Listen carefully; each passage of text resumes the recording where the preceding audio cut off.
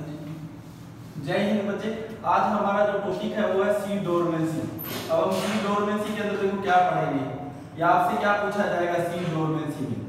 तो अगर what is the seed dormancy तो हम इसके बाद में डिस्कस करेंगे। पहले क्या है, कोई भी सीड को जब हम उसकी क्या करते हैं, उसकी सोविंग करते हैं, तो आफ्टर सोविंग 4 to 6 डेज के बाद क्या हो जाता है, सीड जर्मिनेट कर जाता है। क्या कर जाता है, जर्मिनेशन हो जाता है उसमें। कितने दिन के बाद, नॉर्मली 4 to 6 डेज के बाद। अगर 4 to 6 डेज में सीड जर्मिनेट कर रहा है सोविंग के बाद तो कोई प्रॉब्लम नहीं है। लेकिन कई बार क्या होता है, सीड जो है वो 4 to 6 डेज के बाद भी जर्मिनेशन नहीं करेगा। अगर इसके बाद भी जर्मिनेशन नहीं करा तो क्या हो गया, सीड जो है जर्मिनेशन में क्या हो गया, लेट हो गया। जब सीड जर्मिनेशन में लेट हो जाता है यानी डिले इन जर्मिनेशन, तो जब सीड जर्मिनेशन में डिले हो जाता है तो उसको बोलते हैं सीड डोरमेंसी। तो वो कहता है बच्चे what is the seed dormancy. तो सीड डोरमेंसी का मतलब क्या हुआ, सीड डिले इन जर्मिनेशन। अगर सीड जर्मिनेशन में डिले हो रहा है तो इसका मतलब क्या बच्चे, सीड जो है डोरमेंट है। लेकिन जब हम एग्रीकल्चर में जब देखते हैं या जब कोई भी फार्मर है या कोई भी जो एग्रीकल्चर वर्क कर रहा है तो उसकी डिमांड क्या, ऑन टाइम जर्मिनेशन है। अगर सीड ऑन टाइम पे जर्मिनेशन नहीं करेगा तो फार्मर की all cultural practices of agriculture या all cultural practices of are related to agronomy क्या हो जाएगी, लेट हो जाएगी। मैच्योरिटी में लेट हो जाएगा क्रॉप, उसके बाद में हार्वेस्टिंग में लेट हो जाएगा। तो हमारी डिमांड क्या रहती है, सीड जो है ऑन टाइम पे जर्मिनेट करे। लेकिन आप बोल रहे हो सीड जर्मिनेट नहीं कर रहा, तो क्यों नहीं कर रहा, इसके पीछे वजह क्या है। तो इसके पीछे जो वजह है बच्चों, 3 वजह। पहली वजह, सीड जो है जेनेटिकली क्या है, वीक है। तो सीड क्या है, जेनेटिकली पुअर है। किसके अंदर, जर्मिनेशन के अंदर। वो कर seed genetically poor in the germination. अगर सीड जेनेटिकली पुअर है जर्मिनेशन के अंदर तो इस टाइप को क्या बोलते हैं बच्चे, इनेट टाइप बोलते हैं। क्या बोलते हैं, इनेट टाइप सीड डोरमेंसी। ठीक है, तो पहला टाइप ऑफ डोरमेंसी क्या हुआ बच्चे, इनेट टाइप हुआ। ठीक है, अब इनेट टाइप सीड डोरमेंसी क्या है, सीड डिले इन जर्मिनेशन। ठीक है, सेकंड क्या होगा, भी जो एक्सटर्नल एनवायरनमेंट है सीड का, जैसे मॉइस्चर हो गया, एक्सचेंज ऑफ गैसेज हो गया या सीड कोट हो गया, उसकी वजह से होगा। जब एक्सटर्नल एनवायरनमेंट की वजह से अगर सीड जर्मिनेट ना करे, external environment of the seed, अगर external environment of the seed की वजह से अगर सीड जर्मिनेट ना करे तो इसको बच्चे बोलते हैं इंड्यूस्ड टाइप डोरमेंसी। क्या बोलते हैं, इंड्यूस्ड टाइप्स। थर्ड जो है वो सीड जर्मिनेशन क्यों नहीं करेगा, क्योंकि जो सीड था वो क्या आपने क्या उसकी डेप्थ ऑफ सोविंग ज्यादा रख दिया। अगर आप डेप्थ ऑफ सोविंग ज्यादा कर दोगे तो डीप प्लेसमेंट हो गया सीड का। डीप प्लेसमेंट होने के बाद में भी सीड जर्मिनेट नहीं करेगा। तो deep placement of the seed, अगर डीप प्लेसमेंट हो गया तो भी क्या नहीं करेगा बच्चे, जर्मिनेशन नहीं होगा। तो जो आप बोल रहे थे ना कि सीड जो डिले हो रहा है जर्मिनेशन में, वो 3 वजह से, जेनेटिक्स की वजह से तो इनेट टाइप कहते हैं, एक्सटर्नल एनवायरनमेंट की वजह से इंड्यूस्ड टाइप है। अगर डीप प्लेसमेंट है तो उसको क्या बोलेंगे, तो उसको बोलेंगे बच्चे इनफोर्स्ड। क्या बोलेंगे, इनफोर्स्ड टाइप। तो जो सीड डोरमेंसी वो 3 टाइप की होती है। कितने टाइप की होती है, 3 टाइप की।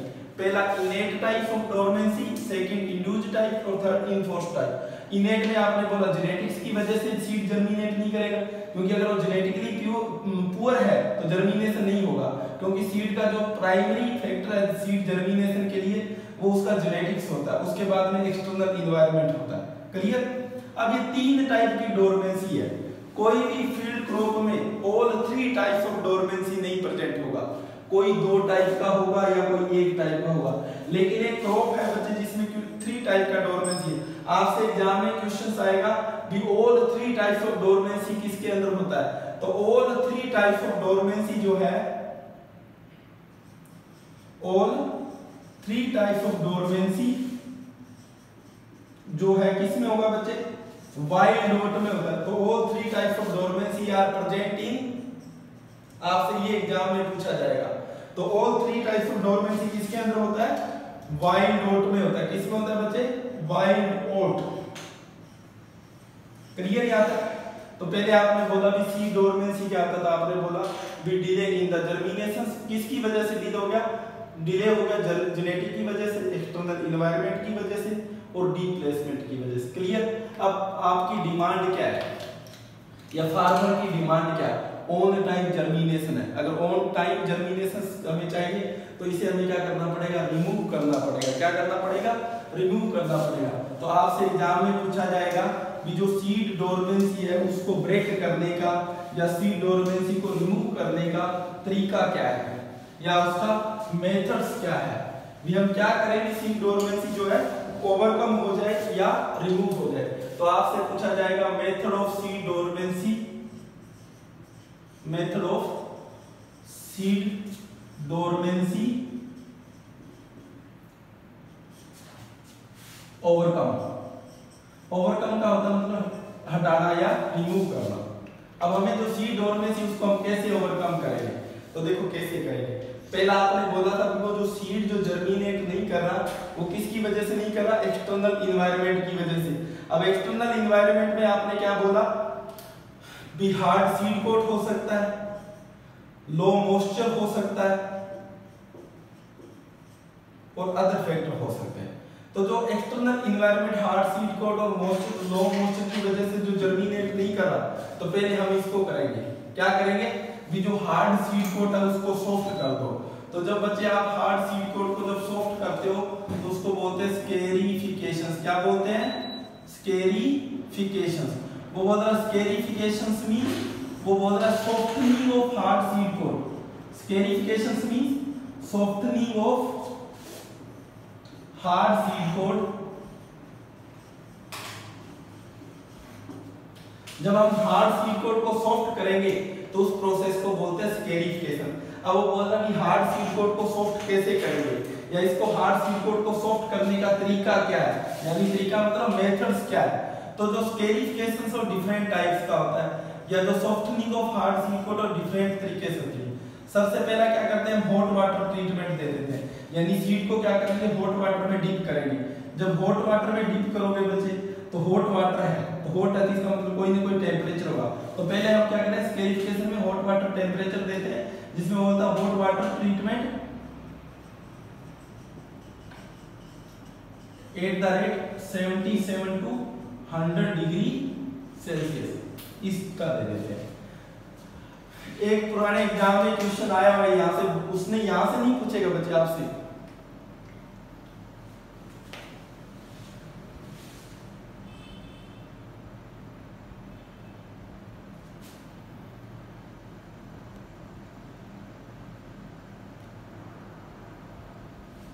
तो आपसे यहाँ से नहीं पूछेगा कि हॉट वाटर ट्रीटमेंट जो है वो कितना होता है? 77 to 100 डिग्री सेल्सियस होता है, ठीक है। लेकिन आपसे क्वेश्चन यहाँ से पुट होगा और क्वेश्चन क्या आएगा? स्केरिफिकेशन टेम्परेचर ऑफ गुआवा। ये पुराना क्वेश्चन है जो मैंने आपको बता रहा हूँ। और क्वेश्चन क्या था? क्वेश्चन ये आया बच्चे, स्केरिफिकेशन टेम्परेचर ऑफ गुआवा। तो ये क्वेश्चन अगर क्रॉप जो मर्जी आए, हमें क्रॉप से कोई मतलब नहीं, उसका आंसर सेम रहेगा। और क्रॉप के लिए 77 to 100 डिग्री सेल्सियस रहेगा, ठीक है। तो पहले आपने क्या किया? हॉट वाटर से किया। सेकंड जो करेंगे हम क्या करेंगे? Softening of hard seed coat वो करेंगे मैकेनिकली। मैकेनिकली में क्या करेंगे बच्चे? जो हार्ड सीड कोट है उसको क्या कर देंगे? ब्रेक कर देंगे विद द हेल्प ऑफ हम्बर। तो मैकेनिकली स्केरिफिकेशन जो करते हैं किस क्रॉप में करते हैं आपसे ये पूछा जाएगा। तो जो मैकेनिकली करते हैं वालनट में करते हैं, क्योंकि वालनट का जो सीड कोट है बहुत हार्ड होता है। और दूसरा बेर में करते हैं। वालनट में तो हम क्या करेंगे? विद द हेल्प ऑफ हम्बर जो हार्ड सीड कोट है वालनट का उसको ब्रेक कर देंगे। और बेर में क्या करेंगे? With the help of needles. Needle से क्या करेंगे? जो हार्ड सीड कोट जैसे बेर का ये बेर है, नीडल्स की हेल्प से क्या करेंगे? इसमें पोर्स डेवलप कर देंगे। क्या कर देंगे? पोर्स डेवलप कर देंगे। जब हार्ड सीड कोट में पोर्स बन जाएंगे या हार्ड सीड कोट जो है ब्रेक हो जाएगा तो फिर क्या होगा? वाटर और गैसेस का क्या हो जाएगा? एक्सचेंज होगा। जैसे ही वाटर और गैसेस का एक्सचेंज होगा तो सीड जर्मिनेट करना स्टार्ट कर देगा। और जो थर्ड है वो है लो कंसंट्रेशन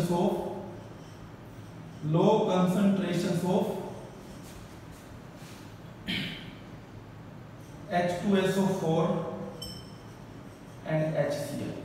फिर हम क्या करेंगे, दो कंसंट्रेशन यूज करेंगे H2SO4 और HCl की। तो पहला मेथड क्लियर हुआ बच्चे, कैसे तोड़ेंगे? तो आपने बोला भी सीड डोरमेंसी को ओवरकम करने के लिए हम क्या करेंगे, सॉफ्टनिंग ऑफ हार्ड सीड को करेंगे। ठीक है, अब वो हार्ड सीड को सॉफ्ट करेंगे कैसे? तो हॉट वाटर से करेंगे या मैकेनिकली करेंगे या लो कंसंट्रेशन यूज करेंगे स्ट्रॉन्ग एसिड की, और कौन से एसिड? H2SO4 और HCl की। ठीक है, और अगर हॉट वाटर टेम्परेचर दोगे तो हॉट वाटर का टेम्परेचर पूछा जाएगा, कितना टेम्परेचर यूज करते हैं। ठीक है, तो ये पूछा जाएगा आपसे। सेकंड जो मेथड है सीड डोरमेंसी को ओवरकम करने का बच्चे, वो है स्ट्रैटिफिकेशन। वो मेथड कौन सा है? स्ट्रैटिफिकेशन। अब स्ट्रैटिफिकेशन में क्या करते हैं, लो टेम्परेचर ट्रीटमेंट देते हैं। क्या करते हैं? लो टेम्परेचर ट्रीटमेंट देते हैं, इसलिए इसको क्या बोलते हैं, मॉइस्ट ट्रीटमेंट भी बोलते हैं। दूसरा नाम क्या है इसका बच्चे? Moist treatment. वो मतलब स्ट्रैटिफिकेशन या मॉइस्ट ट्रीटमेंट मींस वो बोल रहा लो temperature required for seed germination. इसका क्या मतलब है बच्चे? लो टेम्परेचर रिक्वायर्ड फॉर सीड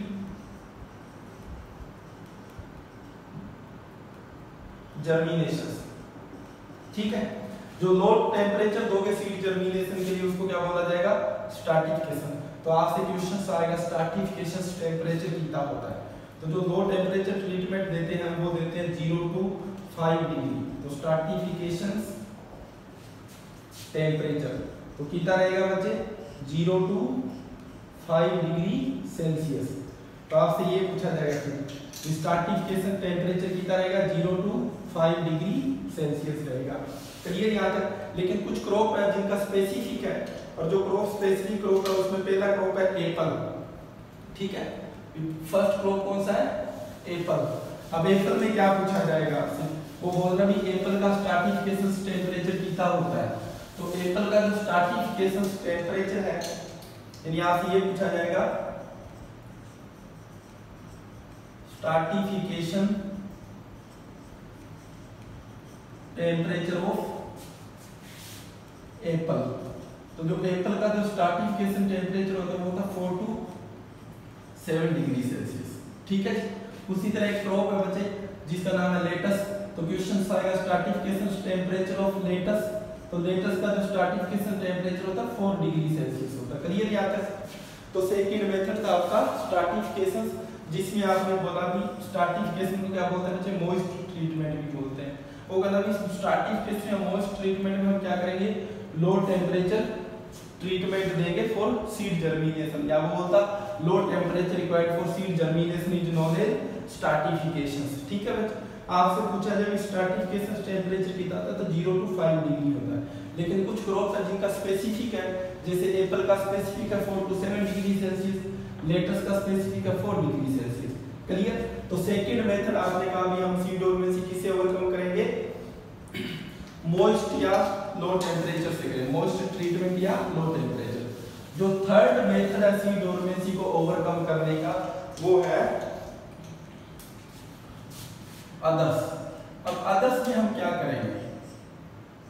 तो देखो बच्चों, पहले तो आपको पता अदर्स में करेंगे क्या। अब सीड डोरमेंसी को ओवरकम करने के लिए जो अदर मेथड्स है उसमें हम दो चीज करेंगे। पहला हम क्या करेंगे? केमिकल यूज करेंगे। क्या करेंगे? some chemicals are increase the seed germination। जो केमिकल सीड जर्मिनेशन को इंक्रीज करेंगे वो क्या करेंगे? सीड डोरमेंसी को ओवरकम करते हैं। तो केमिकल यूज करेंगे। वो बोल रहे हैं कौन सा केमिकल यूज करोगे? तो जो केमिकल सीड डोरमेंसी को ओवरकम करता है वो करता है बच्चे KNO3, potassium nitrate at the rate 1 to 3%। Clear? Second हम यूज करेंगे plant growth regulator. Plant growth regulator में PGRS। ठीक है बच्चे, तो पहला आपने केमिकल यूज किया अदर्स में, दूसरा PGRS। अब PGRS जो है वो कुछ PGRS जो क्या करते हैं बच्चे? सीड जर्मिनेशन को प्रमोट करते हैं, कुछ जो है इनहिबिट करते हैं। तो आपसे क्वेश्चन पूछा जाए कौन सा PGRS है जो सीड जर्मिनेशन को इंक्रीज करेगा? तो जो GA3 है बच्चे वो क्या करता है? GA3 increase the seed germination. Increase the seed germination means overcome the dormancy of seed. Increase the seed germination. Clear? उसी तरह एक और प्लांट ग्रोथ रेगुलेटर है जिसका नाम है इथाइलिन। क्या नाम है बच्चे? इथाइलिन। ये जो इथाइलिन प्रोड्यूस होता है वो होता है मेथियोनिन से। तो यहाँ से क्वेश्चन आएगा, इथाइलिन से डायरेक्ट नहीं आता, मेथियोनिन से आता है। वो बोल रहा है मेथियोनिन एक अमाइनो एसिड है। क्या है बच्चे? मेथियोनिन अमाइनो एसिड है, और इस मेथियोनिन से क्या बढ़ेगा? इथाइलिन प्रोड्यूस होता है। यानी जो रॉ मटेरियल ऑफ इथाइलिन है वो है मेथियोनिन। तो जो रॉ मटेरियल होता है कोई भी प्रोडक्ट का उसको बोलते हैं बच्चे प्रीकर्सर्स बोलते हैं। क्या बोलते हैं? प्रीकर्सर्स। तो आपसे पूछा जाएगा प्रीकर्सर्स ऑफ इथाइलिन, तो मेथियोनिन क्या है बच्चे? प्रीकर्सर्स ऑफ इथाइलिन है।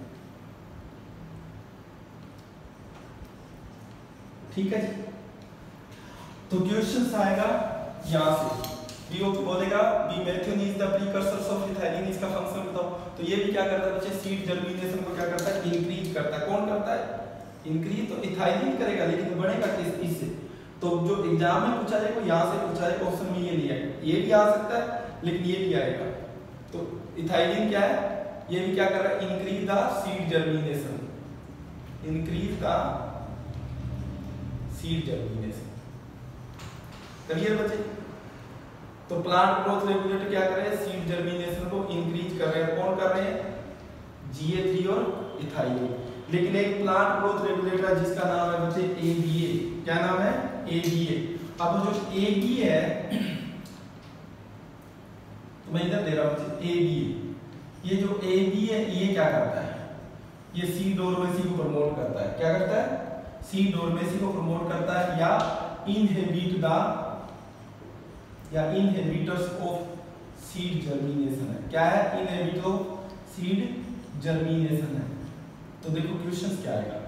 GA3 सीड जर्मिनेशन को प्रमोट कर रहा है, मतलब इंक्रीज कर रहा है, ये इनहिबिट कर रहा है। तो क्वेश्चन आएगा एंटी जिब्रेलिन कौन है?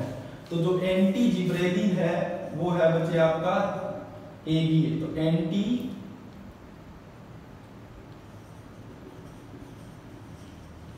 जिब्रेलिन, एंटी जिब्रेलिन कौन है बच्चे? ABA है। क्यों है ये एंटी जिब्रेलिन? क्योंकि ABA क्या कर रहा है? सीड जर्मिनेशन को इनहिबिट कर रहा है, और जिब्रेलिन क्या कर रहा है? प्रमोट कर रहा है। तो जब दो केमिकल या दो कंपोनेंट एक दूसरे के अगेंस्ट काम करेंगे तो वो क्या होंगे? एंटी कंपाउंड होंगे। अब जैसे जिब्रेलिन के अगेंस्ट काम कौन कर रहा है? AB। तो एंटी जिब्रेलिन कौन है? AB। क्लियर यहाँ तक? अब आपसे ये पूछा जाएगा कि जो GA3 आपने बोला भी सीड जर्मिनेशन को प्रमोट कर रहा है, GA3 क्या कर रहा है? सीड जर्मिनेशन को प्रमोट कर रहा है। तो करेगा कैसे? यानी इसका मैकेनिज्म क्या है? तो जो नेक्स्ट है वो है आपका बच्चे mechanism of GA3 to increase the seed germination या ओवरकम द सीड डोरमेंसी। तो देखो बच्चे कैसे सीड डोरमेंसी को ओवरकम करेगा।